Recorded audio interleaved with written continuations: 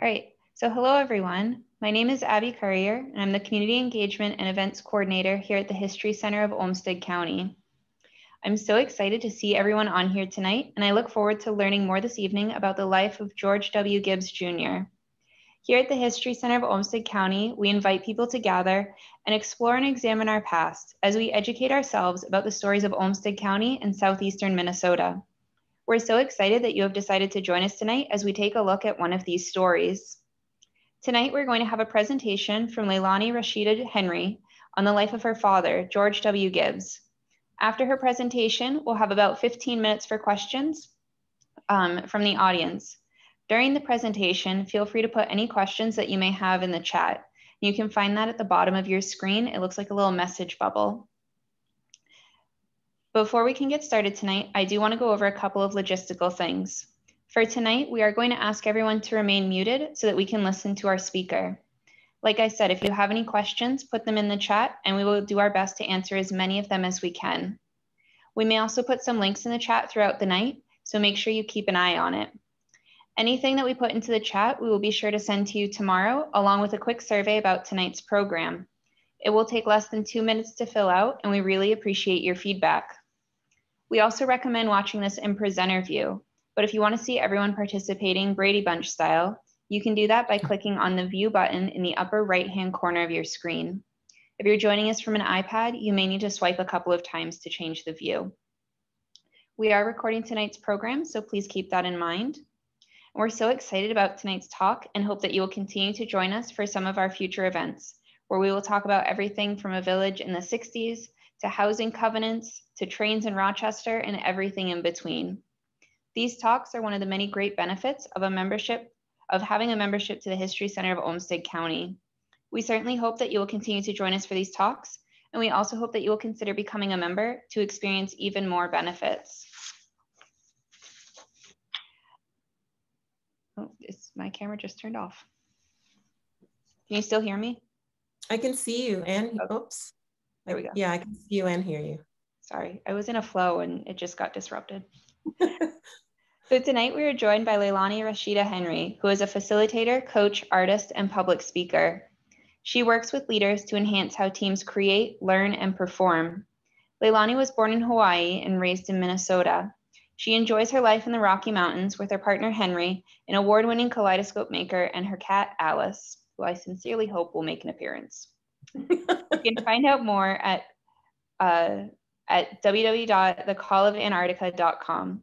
Her upcoming book on her father's legacy, The Call of Antarctica, Exploring and Protecting the World's Coldest Continent, launches in October of 2021, but you can pre-order it now, and we'll send the links for that later.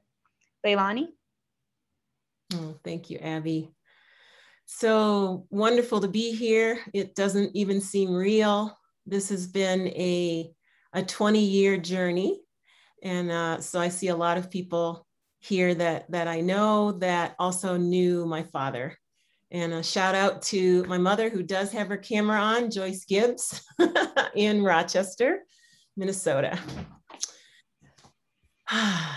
So it's this is a celebration for me because I always wanted to get a PhD and I wasn't able to do that. And this feels like the PhD dissertation that I never wrote. So I'm celebrating that I hung in this process for 20 years. And I want to tell you a little bit about not only my father, the adventure that I've been on writing this work and where I've ended up. So starting with George, growing up, it was George Gibbs. Now it's George W. Gibbs Jr. And the W stands for Washington. So George Washington Gibbs Jr. And he was known in Rochester for his community service, I think, number one. He co-founded the NAACP with 350 people. Only 50 were Black. So that sort of tells you what he was up to right away. He, at one point, I think he was president of maybe 6 or 7 organizations and maybe has a list of 14 organizations he was involved in. Organizations like Toastmasters and the Red Cross and Kiwanis, United Methodist Church, very active, At one point, he was president of the Minnesota Alumni Association in Minneapolis. So I have not memorized all of the list. And every time I read an article, there's another organization that I didn't know about. And he died on his 84th birthday. My mother threw him a party. He was in hospice at the Charter House. And it was a party because it was election day. And so friends gathered from near and far to wish him well and to watch the election. And he died thinking that Al Gore won the election. So he died happy. And I was worried about what happened afterwards, because when all the stuff in Florida, he was from Jacksonville, Florida. And I thought, oh, he wouldn't have been able to handle that. So he went at a good time. So I wanted to tell you also, before sharing some pictures, that after he passed away, I knew that he had commissioned an author to help him write the book. And I'd been bugging him for years to write his memoirs. And he always said, well, I don't have enough information. And so finally I gave him a book, Writing Your Memoirs. And it turns out he did write about 20 pages, not very much, too much about Antarctica, but about his life. So there's still information to be published and to be shared. So I met with this woman and was excited to see what she had in mind and what she needed from us. And she said, well, sorry, I am starting a family. So here you go. Here's all the stuff. And my heart sank. I didn't know what to do. And I thought, well, I don't want to do this. How's this going to happen? He was supposed to write this book. And so at the same time, I realized the legacy, his legacy, the family legacy was calling. And so I sort of gently started the process.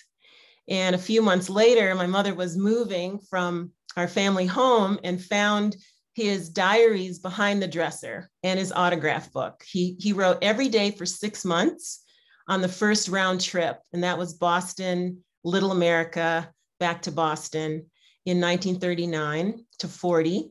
And then they stayed in the States for several months and then went back that October of 1940 from Philadelphia and round trip from Philadelphia by way of New Zealand and then back to Little America to pick up the explorers that they had placed on the ice. And the explorers had been there for a year. So I got excited because when I read the diaries, they read like a film. And I was hooked instantly because I realized there was just way more to this than I thought it was. So even though I started and stopped over the years, I didn't want to be a starving artist. And so I tried to make ends meet and keep working. And it was just quite a journey.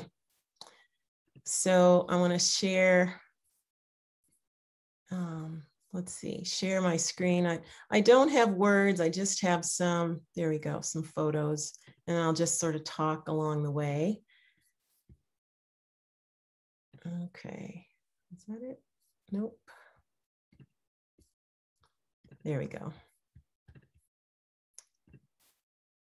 So the famous ship, one of the things that hooked me right away was this ship. So it's a 66-year-old ship that they sailed on, and no one thought it was going to make it. So here it is in the ice. It's called the USS Bear, a very famous, one of probably the most famous ships in the world. And they were not happy with the ship. It's an old wooden ship. They did fit it with a steel hull and lots of things to modernize it, but it was still old. And the North Star was a brand new ship, so everybody wanted to be on the North Star. One of the things that intrigued me, this isn't so much about George Gibbs the man. It's more about the community. It's more about the people that he affected, the people that I met along the way in terms of my adventure of exploring this story. And it's amazing. And I found all this out during the research. This man is the first African-American captain in the United States. And he helped with the Arctic and did a lot of rescuing in the Arctic. He was a tough guy.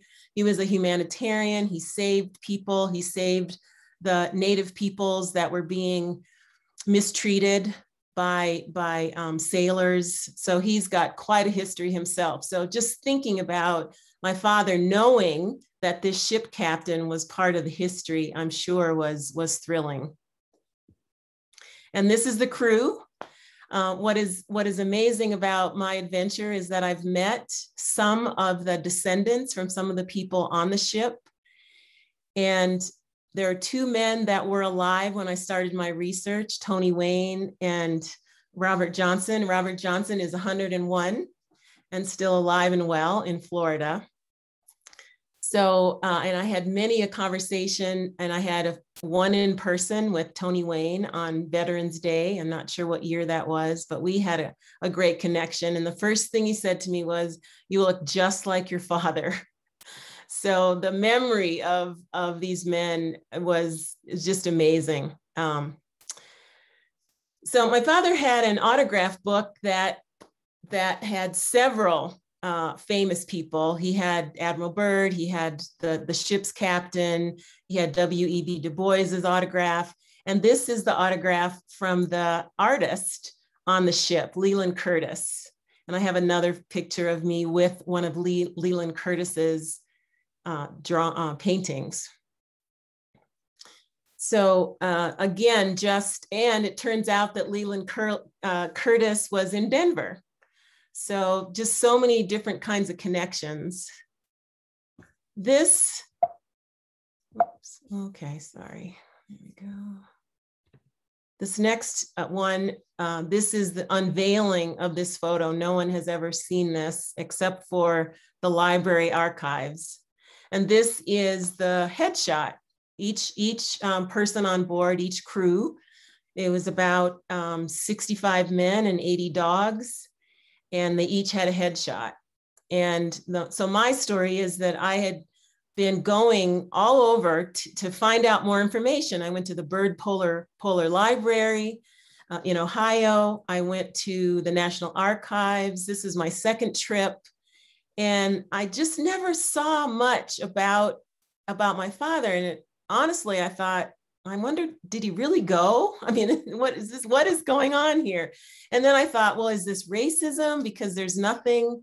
And then I thought, well, he was a mess attendant on the ship. And so maybe they just didn't document the workers on the ship. I just didn't know. And finally, on the second trip, I saw this photo and I was, again, definitely inspired to continue the process. And then here he is, very proud of his Navy. He was in the Navy for 24 years. And so just very proud of his Navy service. He ended as a Chief Petty Officer, E7, I believe, when he retired. And I ended up, the story of me going to Antarctica was after going to the Library of Congress, I was so excited by this headshot that I called a friend I hadn't seen I hadn't called in 6 months. And the first thing she said was, "I just had a dream that we were in Antarctica surrounded by penguins." I'm like, okay, So it felt like that was a sign for me to go. And I raised, with the help of my family and GoFundMe, with the help of a theater company in New York, that we pulled it together, and I raised $7,000 in 60 days because that's all I had to get on the next flight to Antarctica. And one of the books that I researched, she calls it A Mysterious Continent. And this is one of my favorite photos because it looks mysterious, and that was the feeling the whole time.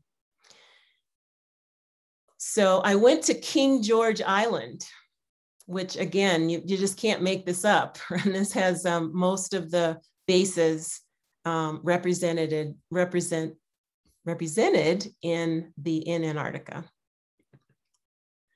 And then penguins are everywhere, as you might imagine. And although you don't get close to them or you're not supposed to, they can come to you. And if you're still enough, you can interact with them. And this is an ancient photo of the continent. One of the things, my mother and I went to Scott Polar Research Institute. That was a huge, amazing trip to see the rare books, all the things that the English have collected. They have the biggest library in the world. And this was one of the ceiling paintings. And this is a collage. This here, sorry, I don't see a pointer. So right here on the lower left, that is, so I have basically traveled the world to find pieces of this expedition and pieces of the story. So the left hand, to see firsthand. So the left-hand corner in the lower left is Leland Curtis's image of Antarctica, one of his paintings. So he was the official artist, and beautiful, beautiful piece of work. In the middle and the bottom, I am looking at a rare book with Admiral Byrd's photo. I fell in love with Admiral Byrd as an amazing leader. There's a few controversies about Byrd. Mostly, I will say that the people who've done their research respect him and what he did for the continent, how much of a leader he was. He never lost a man at that time. They were all men. He never lost a person for the first three expeditions. Yes. I just want to let you know that we can see your mouse when you move it around. So if you want to use that as a pointer. Oh, thank you. Yep. Perfect. All right. So this is inside the Polar Library. This is outside the Polar Library. Myself and my mother. And then this is Ernest Shackleton. I landed on Antarctica on his 138th birthday. And that was very special also. And then my house looks like this now. I have so many books, so many papers, so many files of this expedition. I realized as I was preparing for this, I could talk for 3 hours about all the things that I learned. And then one of the trips was Stonehenge. And after this trip, I found out, because I am, in terms of my DNA, 75% African and 25% European. And the European part is from Salisbury, which is very near Stonehenge. So that was a magical trip, just knowing the heritage. And then this is a little bit about me. I'm not going to say that right now. I'll just go to more about Gibbs School. I spoke to first graders in Gibbs School after my Antarctic trip. Before my Antarctic trip, I started blogging, and I spoke with a middle school here in Colorado and a group of homeschoolers. And then I started a blog. And my blog I did it for maybe 3 years, and it was about the climate. It was about the environment and what's happening, what is happening to the continent and how that is linked with what we know about what might be happening. So just using Antarctica as a barometer for what's happening on the planet. And this was the school opening. When we walked in, this is what we saw. Here's my family. And this is the students of Gibbs School that did a rap that they performed. And then this is in Rochester at Wells Fargo Bank, this mural. And then Gibbs Street. There's a street named after him near Soldiers Field. It's a very, very beautiful street. And now you can't drive on it. You have to walk. So I'm going to stop sharing now and tell you a little bit more about. There we go. Let's see.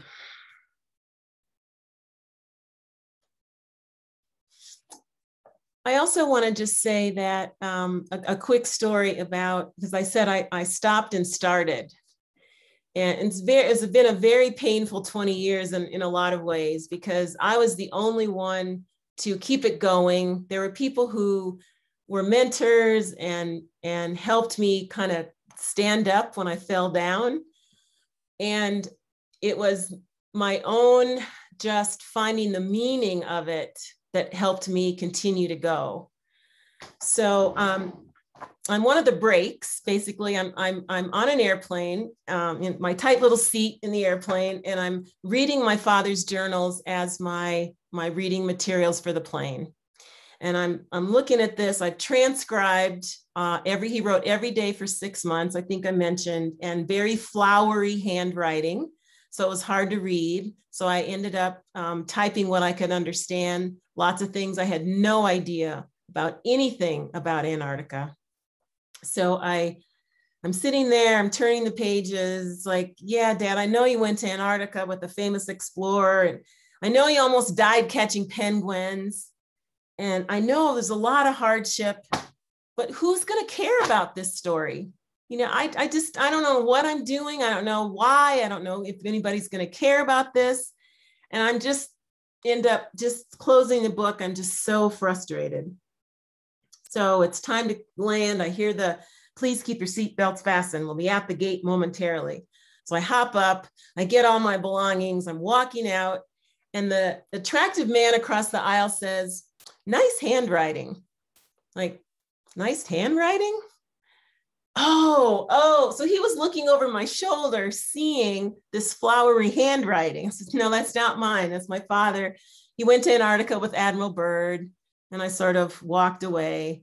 And he says, "Wait a minute. Hey, my name is Tim. Here's my card. You call me. My fiance goes to Antarctica. She goes to Antarctica every year, and she knows the whole Antarctic community. We will hook you up. Your father will be so proud of you."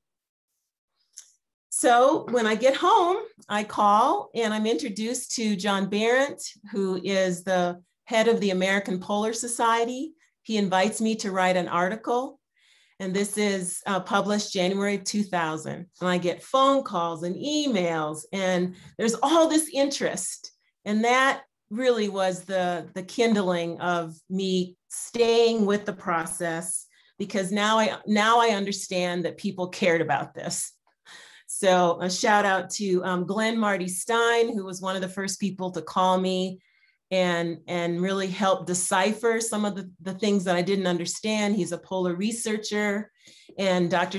Ted Scambos, who wrote the foreword to my book and was a mentor, a science mentor for the writing. And then John Stewart, who's no longer living, wrote the Antarctica Encyclopedia. And there are 2 volumes. They're about this thick. And he didn't know anything about Antarctica either, but he was invited because of his writing skills to do that. And so he was a huge, huge help. So author to author. The other thing that I did was one of the people I visited ended up to be a friend of my father's, and we hit it off. And I am in their moldy basement. They're right on the Chesapeake Bay, so lots of water damage, and we're going through as much as they had salvaged.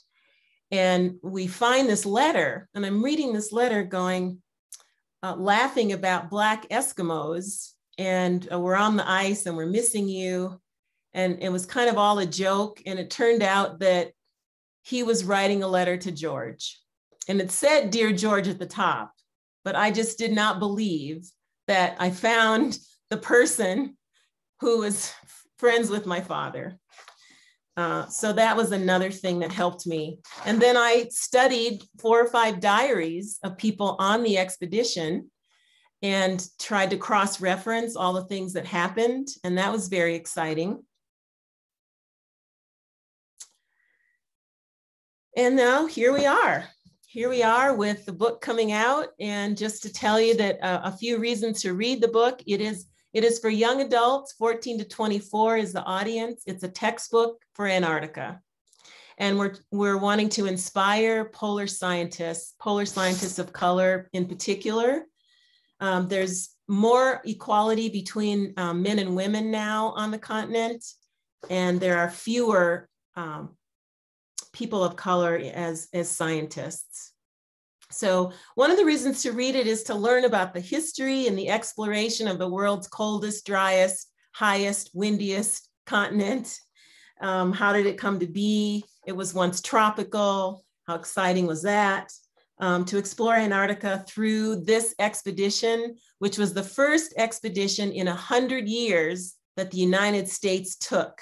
So all of the people before that were all private expeditions just for the love of exploration and the curiosity about humanity and the earth. The other thing is that this expedition, when I looked and looked and looked to try to find information about the expedition, there wasn't much. On all the books had birds first, birds second, and then birds fourth. And that was another reason, like, did you really go? Did this really happen? Because I just couldn't find anything. Well, it turns out it was a secret mission. It was a classified mission because World War II, Roosevelt wanted to keep an eye on the Germans. And I had an inkling of that, but I didn't really have any proof until I went and visited Colombo, whose uncle was on the expedition, and he was in the CIA or the FBI, and he knew that the expedition had been declassified. So that was pretty exciting. And then the other reason to read it is to understand, why and how Antarctica is protected, how that happened, and why it needs to be protected. In 2048, the treaty, the Antarctic Treaty that was signed December 1st, 1959, will be up for renewal, and it has to be renewed by consensus from countries around the world. And so we want to make sure that it stays that way, it stays protected. So, I'm going to pause here, Abby, and just see what questions people have. I want to make sure that I'm hitting a direction that people might be interested in. So is anybody willing and able to ask a question? Yeah, so if anyone in the group has a question, like I said, feel free to put it in the chat. Or if you'd rather speak it out loud, you're welcome to do that. And you can just raise your hand using the reactions button at the bottom of your screen, and I'll get a notification. Yep, we already have one. Stephen, if you want to go. Yes, was this a Navy expedition? I mean, was it I gather it was government funded, but was it under the auspices of the Navy? It was, yes. It was Navy. And that is one of the reasons why, but that's why it was the first, it was 100 years ago was the one previous, was the Wilkes expedition. And that was also Navy. The tricky part was that they didn't have enough funding. So, they had to go through Congress and all of that. And so they had a limited amount of funding. And so Admiral Byrd called in all of his, contacts. And what happened was lots of corporations in exchange for having their name on something. That's how they raised and got the right amount of funds to actually go. And then they pulled out early. They were planning to build planning to build 4 bases. One was the snow cruiser. It's a famous vehicle that was supposed to travel on the continent. And it was the first of its kind. They quickly put it together. Thomas Poulter was the designer, and he's also from Denver. And so that was going to be one of the bases where maybe 3 or 4 men could live there. And then 3 other bases that they were going to build. They ended up building 2 bases. One's called the West Base and one's called the East Base. And then the scientists stayed for a year. And then we had another question come in. Which of Byrd's 3 expeditions was George on? The third. The third? Yeah, it's also known as the USASE, United States Antarctic Expedition. Byrd 3 is the other name.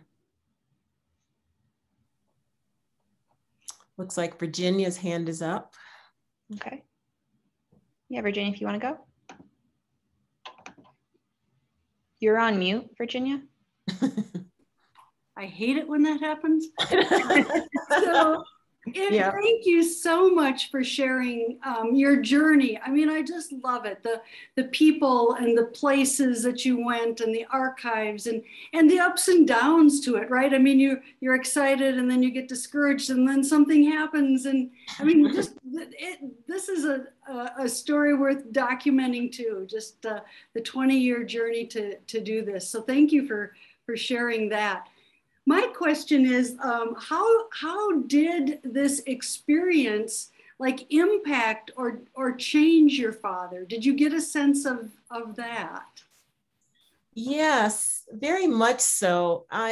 One of the things that struck me after he passed away and I got all of his files, and I never knew what it meant to work at personnel at IBM. I mean, just a little kid, I didn't know what that was. And I just never figured it out. And then when I found his files, I was like, oh, he was in human resources. Talks about, leadership and inclusion and diversity and many topics that I'm a part of now. And I think that he was very affected by Admiral Byrd, and he worked for admirals his whole Navy career pretty much. And then, of course, then he had his own people that reported to him eventually. But I think he took leadership very, very seriously because he was trained by the best.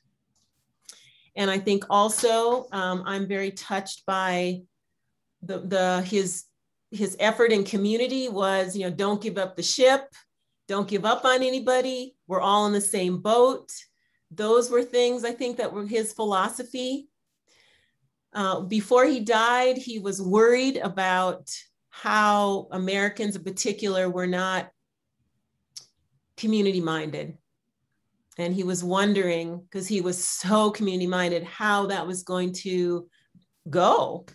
And I was able to tell him that this generation coming up, which I guess we would call millennials. I'm not even sure which generation, but let's just say younger generations are more appreciative of community service now. And for a while, I think we lost that. And that was very important to him. In fact, there were some people from the NAACP that said, we stopped telling George when the meetings were, because at that point he had brain cancer and he was going to meetings. And, there's like, George, you can rest. It's okay. We'll handle it. So I know that being in the same boat and leadership were two things that were very important. It looks I'm like excited that your book is going to be shared, especially, I'm excited to read it, but also to young people, that it may inspire them in the same way. That's terrific. Thank you. Thank you. Rosemary has her hand up.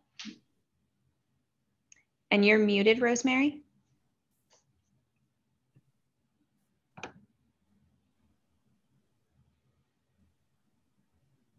The joys of technology. I'm unmuted. I think I'm okay now. We can hear you. So, how did you really find out about all of this? Was the child you growing up, did you know this about Dad, or didn't you know it about Dad? And also, how was he like chosen or not to go on this expedition? Was it random? I have just no clue. Thank you. Yeah, thank you. Yeah, there were about 2,000 applicants, and he was chosen out of among 40 people. He was chosen of the Navy crew. And yes, he was the lowest person on the ship, but he didn't act like it. He right away just did whatever it took. And that's another thing I think he learned, was how it doesn't really matter what your rank is. And that was something he was angry about anyway, because it was Jim Crow. And so the segregation. And so now here I can only be a mess attendant. So all of that was part of it too, but he was chosen, and he was very proud that he was chosen. And one of the things he always said was, I passed my physical and I was in tip-top shape, and he had been in the Navy already for 4 years. And when he re-enlisted after the 89th day, in a rush, he wanted to go to Spain. And they said, well, we're not going to send anybody to Spain at this point, but you can go to Antarctica. And he didn't know anything about Antarctica, not one thing. And they were going to the South Pole, and they ended up not going to the South. They were going to at least magnetic South Pole, but because of weather, they weren't able to do that. And then growing up, no, I didn't know anything. One thing to know is that my father was about 20 years older than my mother. And so, I didn't have any grandfathers. So he was kind of like a grandfather. And, I wasn't that curious. It was like, yeah, okay, that's what you did. I just wasn't interested. And I also hated history. So that's the other reason why I'm celebrating.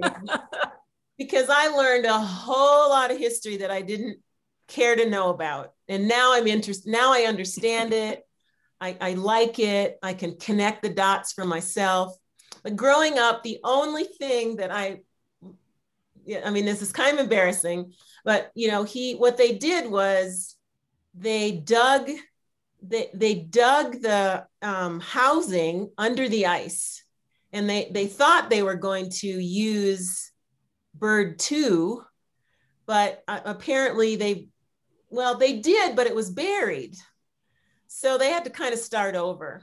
And they dug and made ice bricks and all that stuff. So I kind of remember that part. And I also remember him saying that people would get stuck on the toilet and they would hand them a hot water bottle to get unstuck. And, in 3rd grade or 2nd grade, that's what I remember. Those feel like important what a details. Story. You don't want to forget. You. Yeah. Thank you. Sure. So we have a question. I'm not sure you'll have the answer to this, but did he have an opinion on which was worse, Minnesota winters or the Antarctic? Well, that's a great question. I would say that, 80 or 90 below, when Minnesota was 40 below, and winds of 150 miles an hour, and maybe our winds were 75 miles an hour. So I would say that Antarctica was definitely harsher. And it also trained him. He was known to walk to work, walk to IBM. Mother, do you know, I don't know how far it is from our old house to IBM, less than 2 miles, but he walked that every day, except when it rained. Didn't want to get rained on. But it didn't matter. There was pictures, newspaper pictures of him in a ski mask looking like a criminal. And it didn't matter. That's just what he did. And I always thought it was a cosmic joke that I was born in Hawaii and grew up in Minnesota. And yeah, he definitely felt comfortable with the weather. And he always, one of the reasons we had a good relationship. I definitely liked and loved my father. I also just never understood why he always talked about the weather. I'm a deep thinker. I want to have a conversation. And he would just be like, oh, and talk about the weather. And now I understand that the weather, if you don't know what the weather is, when you're in Antarctica, you're in trouble. And it does change every 5 minutes. You still have to get some idea about what's going on. So I chalk it up to that was something he just did in the Navy. Did you find any other writings by your father in any of the archives or libraries that you visited? No. I do have archives here from letters and speeches and things that he gave. But that was part of the frustration, is that there was nothing about my father in any of these libraries, except for when I found the list of the crew and I found his name. I'm like, okay, he did go. And that was all that was there. No other photos except his headshot. There was nothing. So I really built this whole thing. Now there are There's information on the internet. I was the first person to put something about George Washington Gibbs Jr. on the internet. So I know how to create a meme on the internet. And now there's lots of things. Then I see Lisa Marie has her hand up. Hi, Leilani. This is so exciting. So exciting to see this come to fruition. And I love the story. I've heard parts of it before, but to hear it in this context, I have two questions. I recall you sharing a while ago that just in conversation, was he not the first man of color on Antarctica? I didn't hear you say that tonight. I did not say that, and thank you for saying that. It's so, you know, we didn't even know that growing up. My mother didn't know it. Huh. I found it in one IBM article. Mm-hmm. And all the articles since that time never said anything about it. So my friends from high school, my friends from college, I mean, no one knew this. So, and I started doing the research, and that's in the diary. I mean, that's like the main, I mean, it's not the main thing because he wrote every day, but I'm reading the diary going, Admiral Byrd shook my hand and said, "You're the first Negro to set foot on Antarctica. Welcome to Little America." You know? Wow, what a quote. What a quote right there. And then my second question is, you went through so much to gather all this information, and now you have it in your home, you put some of it on the internet. How will you leave it for future generations to be able to find easily and be inspired by? I know that you got the book, the school is named after him, but you have actual notes and letters and pictures and is it all going to be in a box that someone's going to come across later in life? Like, what will you do? So will it be donated? Will there be an exhibit of him somewhere? It's such an incredible story. There was going to be an exhibit before the pandemic hit in Mystic, Connecticut, and they have the largest, and they were planning the largest Antarctic exhibit in the world. So they will probably redo that at some point, and we were going to have some pieces there. And the Ohio Bird Library is lobbying me pretty hard for the information, and Laura Cassell has been very gracious this whole time and very helpful. So probably it would go there if I had to say right now. And I don't know. Yeah. I mean, you know, my father was an entrepreneur, so he wants to get the best deal for all of this. So, you know, it could be the best offer also. I mean, I don't know, but I promise I won't leave it in a box for somebody else to go through. And nobody will probably, so I want to make sure. I'm so sad to hear that the History Center wasn't on that list. No. We haven't talked about it, but you could be. We did have a couple other questions, and I'm going to add on to this one. So the original question is, what was it like to cook on board the ship? But I'd like to tack on too, like, what were some of his duties? What was he actually doing on the ship? Well, that is the other mystery. So he never wrote, and I think because actually everything was classified. So some of the diaries say not for publication. There was one that was published, so I don't know how people decided to get things published. But he was very careful because he did keep his journals. He did not want anything to happen to them. And so he, you know, sort of carefully smuggled his diaries out of Antarctica. But he was very careful not to say anything about what he did, what exactly he did. He didn't say anything about what they did on the ice, any digging. I mean, there was not a mention of it. So that was part of me tearing my hair out going, well, what? You know, he said he worked hard. They were working 16 to 18 hours a day. At one point, when it's 24 hours of daylight, you're not sleeping, you're excited. There's all this stuff happening. Admiral Byrd's on board. So, you know, he did not say exactly what he did. So if I look up what is mess attendant, So he was cleaning, he was chopping, he was serving.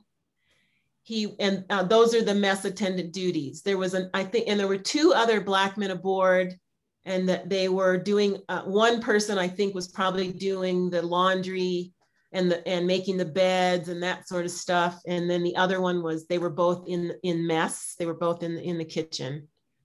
I do have some foods if you want to hear some of the menu. That was, this is by way of the Bird Polar and Climate Research Center, box 7225. And this is so they did a sequence. So they had 4 weeks and then they would repeat. And they substituted their food for some of their meals with penguin meat and seal meat, and obviously fishing. But this one was stewed figs, pettijohns, which I think are pancakes, milk powder, and it says fluidified. So apple fritters with bacon strips, crab apple jelly, magic breakfast biscuits, butter and coffee. So that's one breakfast. And then one dinner, and so they had dinner and supper.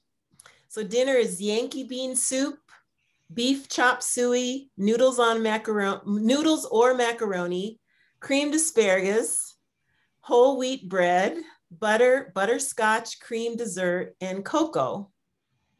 And then the last one is one of the suppers. Let's see. Chicken or fowl a la king, which would be penguin, potato chips, pickles and olives, cream spinach, magic hot biscuits, butter, vitamized raspberry gelatin, and coffee. I do not want to go on this ship. Well, I tell you, there are some of diary entries of some of the other men that talk about they wish they were on the North Star because the food was so-so. And yet, this was very innovative food, new foods. The Navy, the military is always experimenting with, forward thinking. So dehydrated foods this was all new. Condensed milk powder, frozen strawberries. They had some frozen food. All of this stuff was completely new. No, the civilians didn't have most of what they had. So they were lucky that way, even though it doesn't sound great.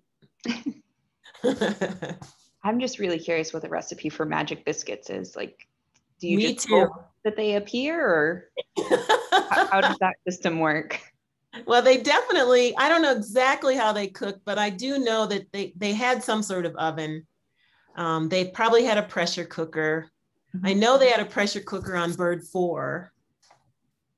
So. At one point, sorry. No, go ahead.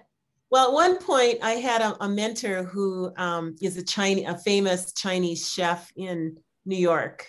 And he was encouraging me to write the book. When it was before Lerner contacted me, I was going to do a more extensive book about the expedition. And then we narrowed it down. And the book does have probably more information than any other book, except for the official record of the expedition.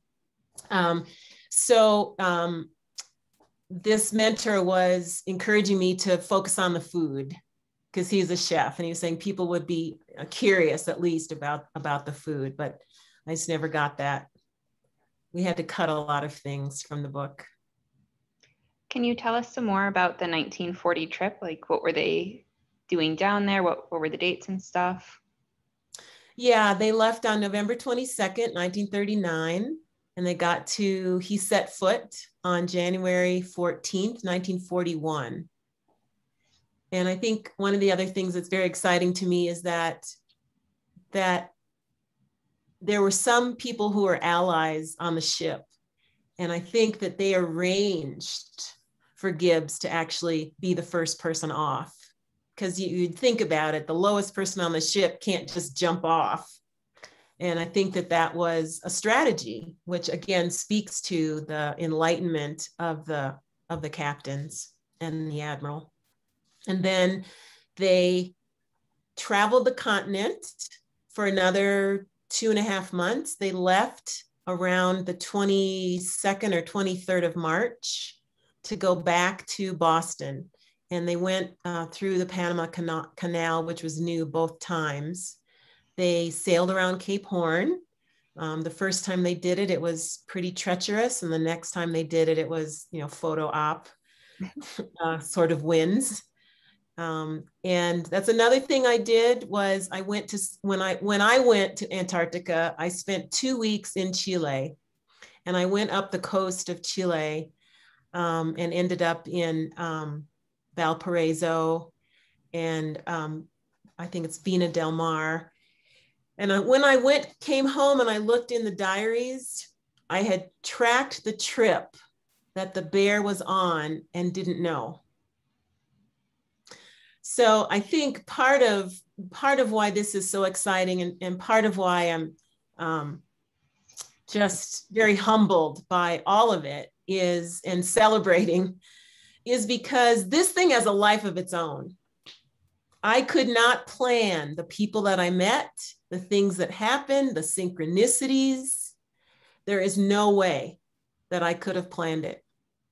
And that, it sort of brings me to tears to think that, I have faith, I'm a spiritual person, and this is on steroids. Another thing about the dates, so they came back, I think around June 1940, left in October 1940 from Philadelphia, round trip through, like I said, New Zealand, and then they picked up the explorers in January of 41.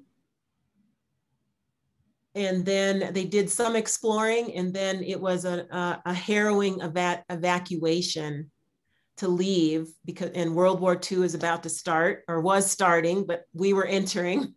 And so I'm trying to think what I'm trying to say. It was a harrowing evacuation and they got home safely, basically. That was what happened. I wanted to say a couple other things too, things that were in his diaries that no one else mentioned was they met the oldest indigenous tribe in South America, came aboard the ship asking for food and clothing. And that was in someone else's diary, but my father was completely enthralled by meeting this man from this tribe. And there's a beautiful photo, my favorite photo, of him shaking the guy's hand and him signing an X in his autograph book. And when I went there, I tried to find out more about that tribe. And there is still an island where many of them live. So that was amazing. And then when he went to New Zealand and talked about the Maoris, no one else wrote anything in their diaries about the Maori people. So it's like everywhere he went, because it was Jim Crow, because in America he was kept down, when he went around the world and was welcomed and connected with people of color in other parts of the world, he noticed it and wrote about it. Can you tell us a little bit more about why this expedition happened, what they were trying to do and accomplish, and why they took such a long route to get down and back from Antarctica? Well, that's the quickest way to sail. So okay. That's why. And if the Panama Canal hadn't been there, it would have been twice as long. Okay. So that was the only thing that they could do. The mission was scientific. So it was every kind of science from geology to, and of course that's all in my book and I don't have those names off my tongue, but it was, weather, it was biology, it was cellular biology. Someone during the expedition invented wind chill. And we still, just in the last year or two, the wind chill formula shifted. but we've been using that wind chill formula all that time since 1940. So they were there to map the coastline. So Admiral Byrd was flying from the Bear, and going and mapping the glaciers and the mountains and trying to put things. And we just now, I mean, a year or two ago, we just now have a good map of Antarctica because of satellites. So they were trying to figure out what this place looked like and what was going on. So the mapping, the science, the collecting, they brought specimens of penguins back for the Smithsonian. So those are some of the things they did. So we have another question. Did they stay healthy the whole expedition, or were there issues with health and sickness? Most people were healthy. There were, people got seasick. One man thought he got sick from the mess, the soap on the dishes. One man was suicidal.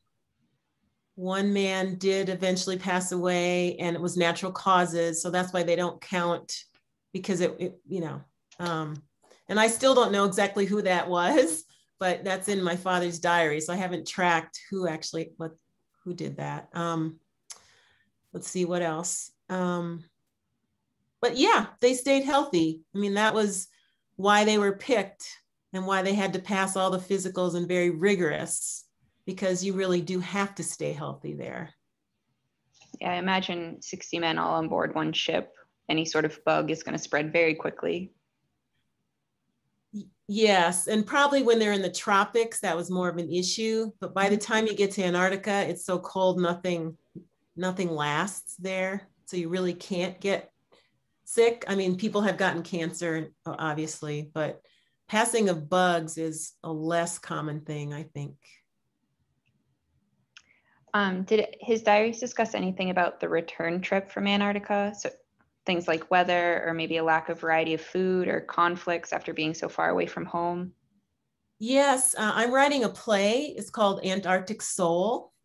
And the Commonwealth Theater in Lanesboro will be doing a reading of the play in March. And the play focuses on before they get to Antarctica. So the ship dynamics and the men and the relationships.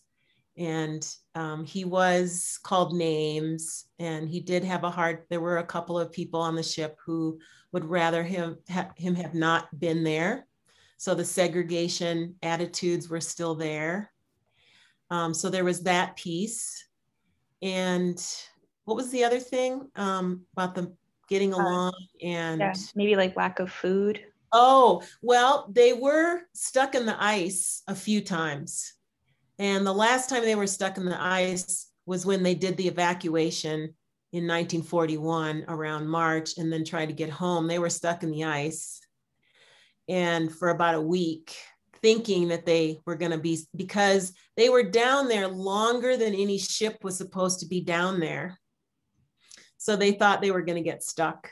And so the North Star somehow, it was the Bear that was stuck. So the North Star went and got supplies from South America in case they had to stay another year. So they were rationing food at that point.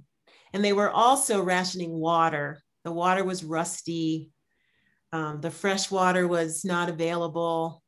So they were doing showers and everything they could in salt water, washing clothes, and then only for drinking and cooking when they doing the fresh water. So there was a huge hardship around the water. When your dad came back, did he do the cooking at home? It sounds like he had extensive experience. So he had extensive experience, but you can see my mother's face. The answer is not very much. When he did cook, I will say that he did eggnog, amazing raw eggnog during the holidays.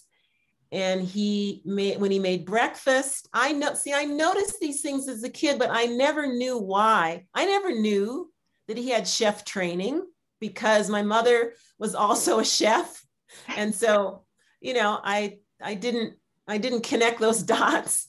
It turns out that she wanted to maybe have a restaurant at some point, and because they both had the skills, but he didn't want to do that.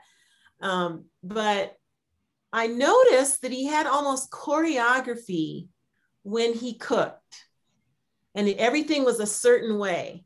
The bowl here and this here, and oh, you got to clean up right away, and all these rules, and I never understood what that was about. And then finally, my brother said at one point, he said, you know, we really did have chef training all the way. So that's why.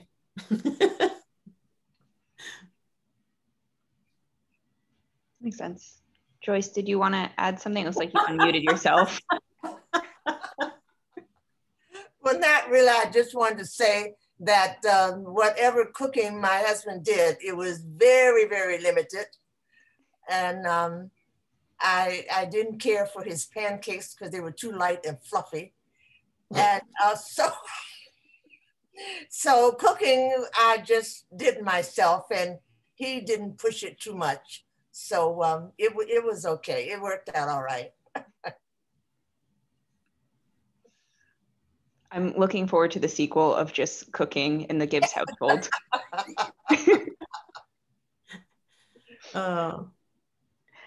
So we had another question that came in. Were there any reunions of the expedition that he went to? There were not any reunions. Okay. And he was the one to want the reunion. So when in one of the newspaper articles, it says that he was planning on doing a reunion. And it was so, you know, that's kind of the tragic part of it, is that some of those people ended up in Minnesota. I mean, one of the admirals or one of the scientists was head of a college in Minnesota. I can't remember which one right now, but and a lot of people lived a long time. Mm-hmm. So he just never reconnected with any of the people. So what happened to him after the expedition? Like, what did they went immediately to World War II. And that's part of the reason why there's not a lot of information, is because of the war. Not only because it was classified, but then by the time they wrote it up, you know, the war was happening and there wasn't money to pay people to write it up and that sort of stuff. But he pretty much went immediately to the South Pacific and was on a ship, a brand new ship that was sunk by a Japanese torpedoes. And he ended up in the water. There was a fire on board. He ended up handing out life preserves to everyone, didn't have one for himself, jumped in the water on his own. Was the only thing he was really concerned about were his diaries and his photos. And he somehow saved all that from a burning ship, and then ended up in the South Pacific for 2 years with the Marines, not being able to get home. And my brother and I noticed that he never talked about that time period. He was in foxholes, never was trained to do any of that. And that was where he ended up. We have another question that I think you just saw in the chat of I did. Possibilities. Krista, I am so looking forward to having a film. Number one, because the diaries read like a film, so it's just obvious. And secondly, my science mentor, Ted Scambos, is interested in the snow cruiser, and he's written all kinds of things and wanted to do a film just on the snow cruiser. The snow cruiser is at the bottom of the ocean. It never made it anywhere. It clunk, clunk, clunk off the North Star, and then was completely ineffective. You know, $100,000 in 1939. Very embarrassing. So it stuck around for a while, and then it fell into the ocean, just like the west base of this expedition went into the ocean. The east base is still preserved. You can see a photo of that in my book. And so Ted says that in 2024, around there, somehow the conditions are going to be right in Antarctica, that they're going to be able to find the snow cruiser. So we are thinking about what could we do for a film.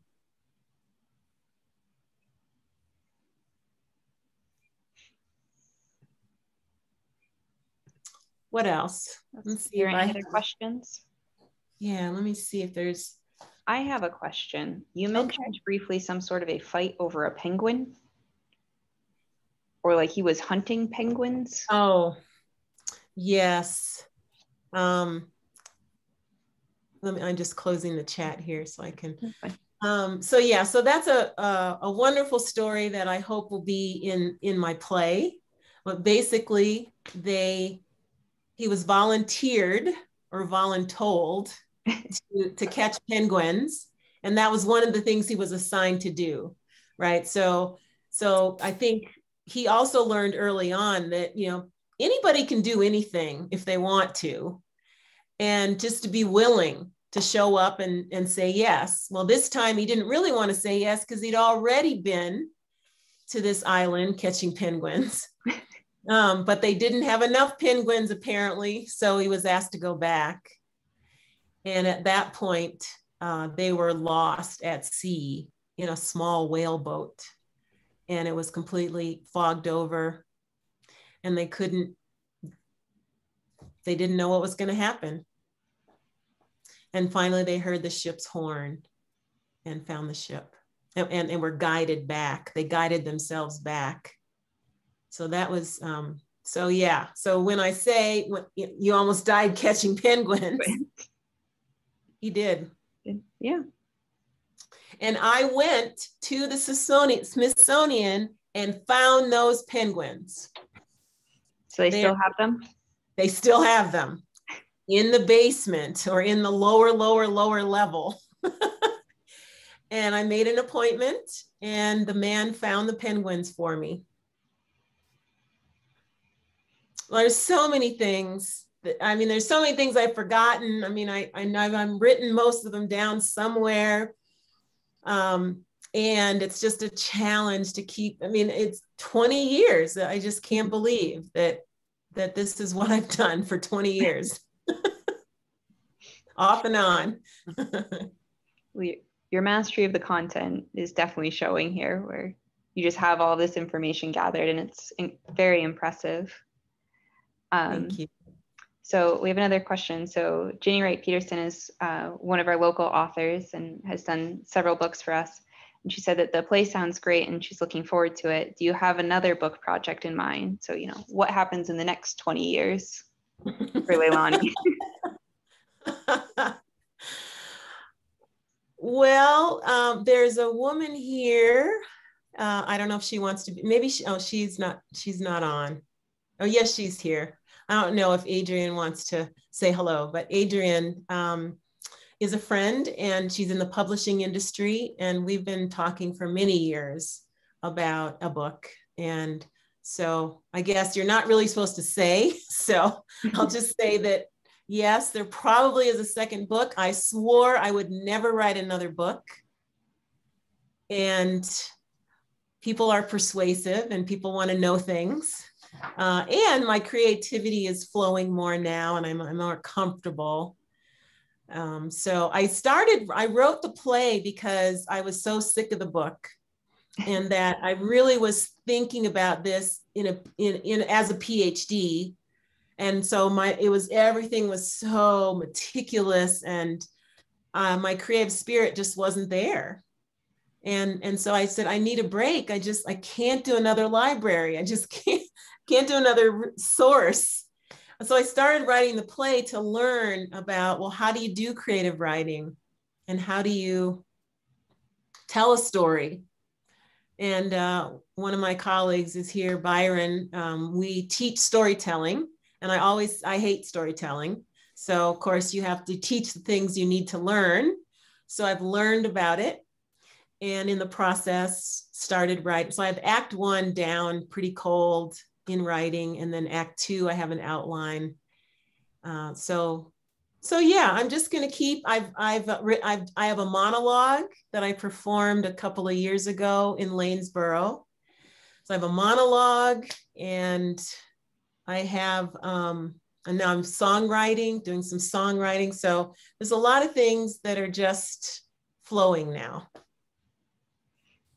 So my dreams for the Gibbs family cookbook are still alive, technically.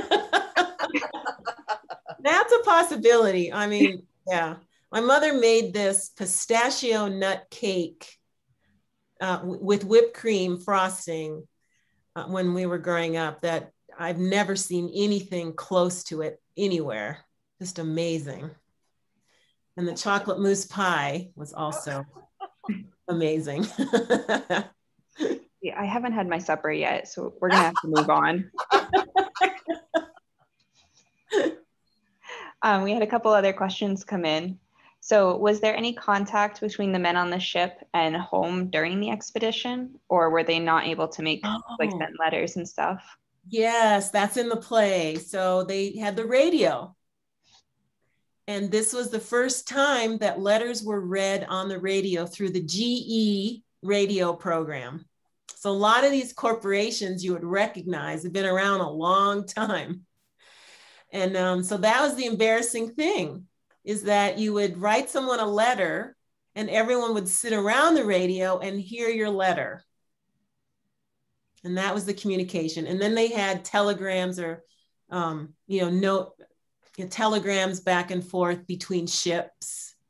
And, there's a gale coming, that sort of thing. They would share information. And there was a radio, one of the diaries is from the radio communicator, and he was exhausted because Admiral Byrd would transcribe and transcribe and transcribe. And this guy was so tired. I can imagine that, if like we can do the letter tomorrow, just please wait. Yeah, just hours and hours and hours. So Lisa Marie has a question for you. I don't know how to lead into this, but she asks, would you like to be introduced to a screenplay writer who loves history and is a sailor? That sounds good. Yeah. I might leave that to the two of you to discuss off the screen. Okay. Yeah, it's interesting to take some creative license because I've been so focused on the actual history. Mm-hmm. So to even do the play and allow myself, to spice it up a little bit has been a real interesting endeavor. Like, well, no, in fact, I was working with an editor, and at one point he said, well, we can just say that another ship warned them, or another ship got through the ice, so they'll get through the ice. And I said, no, there's not another ship. There's nobody around. That's, you can't make that up. If somebody knows the history, it has to be historical fiction. But no one was there except the bear. So, excuse me. So just a point of clarification, was it two ships on the expedition? There was the North Star and the Bear? Yes, they had different routes, and they had different missions, and they kept in touch. Mm-hmm. But they weren't, and even they weren't, the North Star really couldn't help get the Bear unstuck. So it wasn't that kind of relationship. They weren't that friendly. That makes sense. It just wasn't possible. If you're stuck, you're stuck, right? It just, Going back to the letters a little bit, do you have any copies of letters that your father sent home? Oh, no. They didn't keep those? No, this was before he had a family. So, he had a girlfriend, maybe. He communicated with his mother and his brothers, but no, I have no information. There are no photos of him as a little boy even. We just don't have. I went to visit the home where he grew up. Mm-hmm. And this is random and interesting. I always thought that he was a city kid because he grew up, he loved New York and Philadelphia, and he sort of had this a style about him. He loved clothes. And I always thought of him as an urban person. And it turns out that he grew up in a rural area, not suburban, but rural, but, in a community. And they took care of each other, but it wasn't a city. And Jacksonville, of course, is a big city now. But so I found that interesting that he had country roots that I didn't know about. So then did he join the Navy like right out of high school? He didn't finish high school. He got his GED in the Navy. And the Depression happened. This is another interesting fact, is that he was from a middle class-ish family. His father set aside money for all three of the boys to go to college. And he wanted the memoir that he wrote. I've got about 20 pages that are handwritten. And he has very clearly remembered his father calling people into the study and telling them that they were all going to college. And then the Depression hit, and he ended up in a CCC camp. It was a civilian corps camp, and was shipped off and did that for a couple of years, and then, or maybe a year it was, and then went to the Navy. And he lied about his age to get into the Navy early.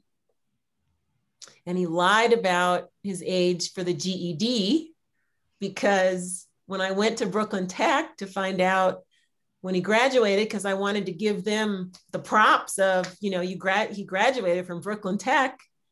And the woman said, I don't have that birth date.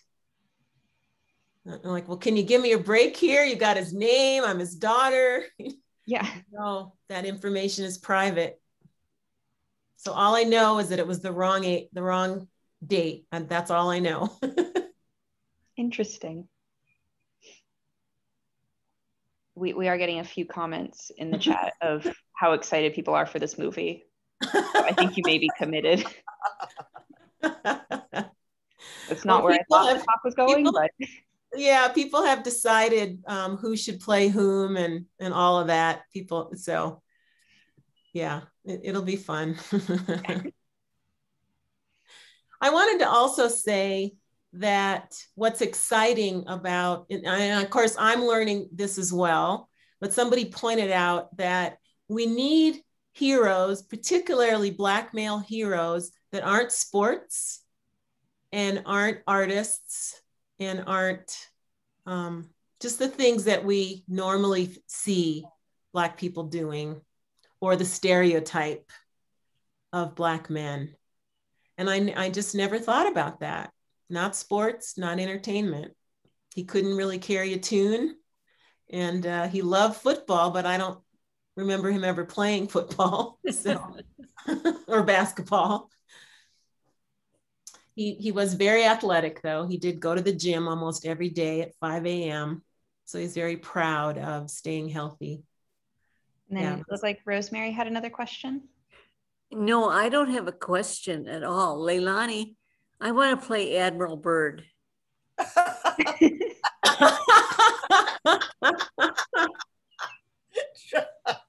Well, we'll see about that. Okay.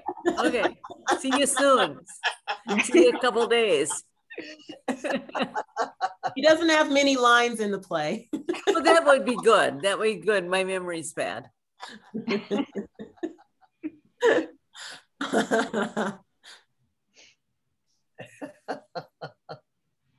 So is there anywhere that we can go to learn more about apparently this play or the movie that will be coming from it?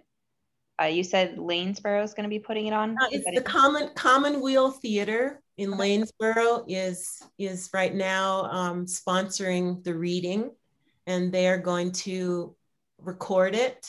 So it'll be, I don't know the specifics, but they are recording it. They are hiring actors from Minneapolis, and we were going to do it next week, and decided that to focus on the book first, and really get people interested in the book, and then the play will come in March. So I will be in Minnesota in March for that, and that's all I know right now.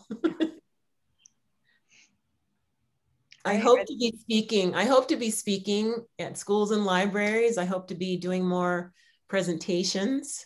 And so thank you for inviting me. And this is my first formal presentation as an author. And it's tough. I mean, it's tough to narrow it down. It's tough to stay on track. So thank you for listening. Yeah. I probably should have warned you that sometimes these conversations go right off the rails, but we always have a good time with them. Okay, well, that's good. Then I'm in good company here. Yeah. Yeah, we always have great audiences with amazing questions. We do have a request for an autographed copy of the book.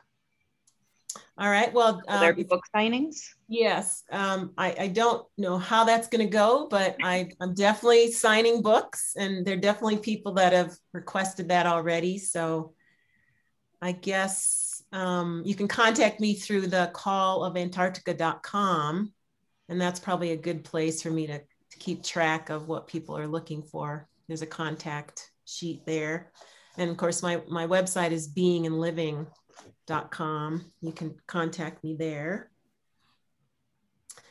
And I also thought of something else to share, that this is all part of the reason that I kept hanging in, is because I just fell in love with these men. And I'm teaching diversity, equity, and inclusion now as part of my work for obvious reasons from 2020. And I fell in love with these white men. And I'm working now with, and I mean, I just have to say it that way, because we're challenged in our society right now to make sense of how we all come together and how we learn from each other and work with each other. And, you know, there are people that I work with that white men don't have any value. I mean, we're gone to the extreme, just being very honest. We're trying to make sense of it all, And I'm working with Antarctic scientists. I'm working with early career scientists, young women scientists. And I've heard people say to me, well, I don't care about the history. I don't, you know, and I get it. I understand why, because it was white men and people are trying to be included. And so my part of the story is I understand all that. And these men that I have researched and come to learn and love, they were poetic. They worked together. They had a mission. They had a purpose. They were doing amazing things. So I don't want to also skip over, for example, I was going to do a little quote from Louise Hutchinson, who's the first woman who slept on the South Pole in, it looked like 1971. And she had to stay in the infirmary because it had a lock. And the Navy did not want the men to be tempted. So they put her in a room with a lock. So I understand what we're dealing with. And part of what I'm bringing is bringing back an appreciation for that time and for the men that were there and for their bravery and their artistry. So I just want to say that too. And part of what has kept me going is that I've found the art in the history. I found the history in the art. I found like all these things braided together. It's so exciting. And I think we live our lives now, in many of us, compartmentalized. So if you're in sports, right? You're an actor. And people aren't mixing and matching as much as they used to, I think. The Renaissance man was definitely a thing. So this woman, I mean, there's so many things I could read, and I've written poetry, but I just want to read this. It's in 1971, in the last of her 10-part Antarctic series, Louise Hutchinson wrote, "The South Pole and the Antarctic are not to be remembered alone as brute scenes of giant glaciers coursing toward frozen seas, nor as mountain chains poking through ice as deep as 14,000 feet. The South Pole and the Antarctic are a gut feeling that cannot be conveyed. remarkable men whose fortitude eludes description labor here. So I really get the gut feeling that is not described, cannot be described about this place. And I hope you all have been touched in some way, not only by Gibbs' story, but by Antarctica. It's a beautiful place to end it there. Thank you. So I just want to wrap up really quickly and say thank you so much to our audience for asking so many great questions, and also especially to our presenter for sharing her time and expertise with us tonight. We hope that you enjoyed tonight's program and that you continue to join us in the future as we discuss everything from the hidden history of Rochester to caves right here at the History Center and so much more. Check out our website, olmstedhistory.com, to keep up to date on all of our events and programs. If you enjoyed tonight's program, consider making a donation to help us continue to offer this and other great programs, or consider becoming a member.